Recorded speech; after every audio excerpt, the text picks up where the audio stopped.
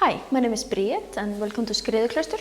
So this room is everything about the monastery ruins. So yeah, we had a archaeology excavation, and the cool thing that we did here is the volcanic ash. So we've got a lot of volcanoes in Iceland and they erupt regularly. So the ash is very different. And by looking at the ash, we can actually date things we find in the ground pretty accurately, considering like 50 to 100 years. So in the monastery, we found almost 300 people, and that is 1% of the nation of that time. And most of those people are very sick. We have that person, for example, we call him Peter, but his name probably wasn't that.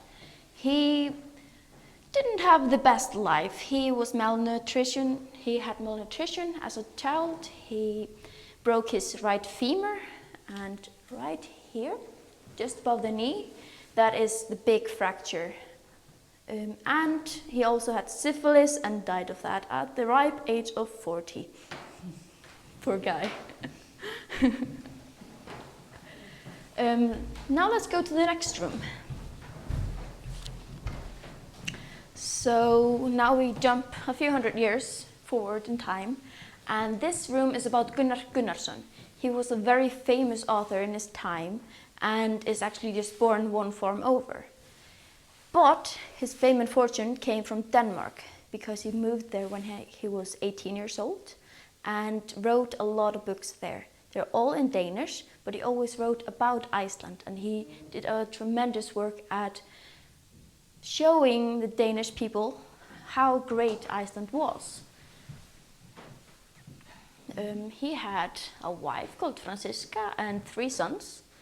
2 of them with his wife, the 3rd one with the mistress, but that's another story. And this house that we are in today is built in 1939, and he only lived here for 9 years. That is because the World War happened, Second World War. And can you show us a picture of him? Yeah, that's him when he's a bit old. And yeah, where was I? Yeah, he only lived here for 9 years, but that's because everything changed with the war. He couldn't do everything he wanted here because he couldn't import things. Everything about his house is practically imported. So he was stuck with a huge house, but no means of income because, well, he didn't sell any books in war. No. Wow. Yeah. Let's go to the next room. This is a bit about the family. So, yeah. Bedrooms. Is this the bed for the wife or the mistress? These are the family's beds, Gunnar Gunnarsson's and Franziska. They look a bit huge, to be honest, but that's because those are 2 twin beds, or they were supposed to sleep together in this one, but there was a problem. So yeah, they didn't sleep in the same room. You would think it was the mistress, but it actually was the window. Gunnar, he wanted it open. Meanwhile, Franziska, she wanted it closed. She had arthritis and the cold weather did not suit her. So the story says that one winter's morning, when they recently moved in, the window was open. It was snowing quite a bit inside. So that morning she moved to the next room. One of the perks of having a huge house. Yeah, and not using it. Yeah. Exactly. But here are the 3 sons. Gunnar Jr., he was that one. He was an artist, and he lived here, and later we can show some pictures that he drew. The next one, Ulfur, he was living in the Westfjords, and he was a doctor, and everybody from the Westfjords that I speak to, they know him. He was really famous, and he saved a lot of lives. And Grímur, he was a child of the mistress. He always lived in Denmark and was a journalist. Shall we maybe go and see Gunnar Jr.'s art? So these, all on the hallway, are illustrations from his father's work, because he illustrated his father's books. All these that we have in the hallway are from Ships in the Sky, which is a fictional autobiography of Gunnar. Oh, great. Maybe you can look out the next window and look at the stones, because those are quite unique.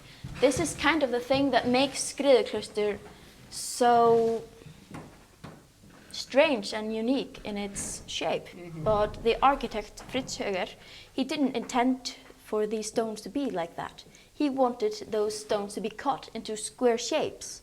But because he didn't know the geography of this place and never came to this place, he didn't know that the stones just didn't want to be cut. So they were washed with acid and brushed. So they were sterilized and nothing grows on them, but it also made the house pretty unique. Now for a little room. I've got all the books that we own by Gunnar. All of that. But this is maybe the same books 20 times, because we have him in over 20 languages. Oh, wow. And it shows how widely known he was read. Yeah. And 20 languages? Yeah. Wow. There's not that many Icelandic authors that have that many languages. No. And we still can sell you books by Gunnar. And last time I counted, we had 14 languages that we have recently published. Wow. So that's pretty cool. Which book has been the bestseller? That would be The Good Shepherd, or Adventa. It's a very short story, and it's about this old man who goes up into the mountains during the Advent, just before Christmas, and he collects the last sheep that would otherwise starve and die. And he doesn't do it for himself. It's not his sheep, he just collects them and returns them to their owners. It's a very nice story. Okay, so we have a buffet every day from 12 to 6. First we have the lunch buffet, but then we have the cafe buffet. Watch out for the bear. And yeah, going down to the lower floor, that floor was meant for the servants. The upper floor was just for the family of Gunnar. And yeah, we try to have a lot of light. That's why we have those strange shapes of the windows. But so now we're here at the cafe, and that's a buffet. So we usually try to have a lot of things. For example, the non-sweet things like salads and bread, but also the sweet things, my favorite. That's the stone brambleberry skyr pie. And then we have, I think that's some kind of a natlþóra. It's basically meringue and cream and all the good things. That's date cake. We call it the date bomb. It's great. And that one is a rhubarb pie. That's actually my favorite. I almost have it every day.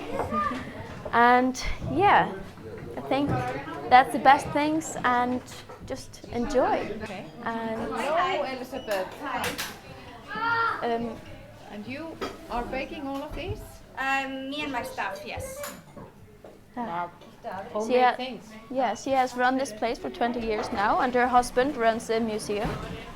And it's a great place to work, it's a great place to visit, and I recommend going here every day.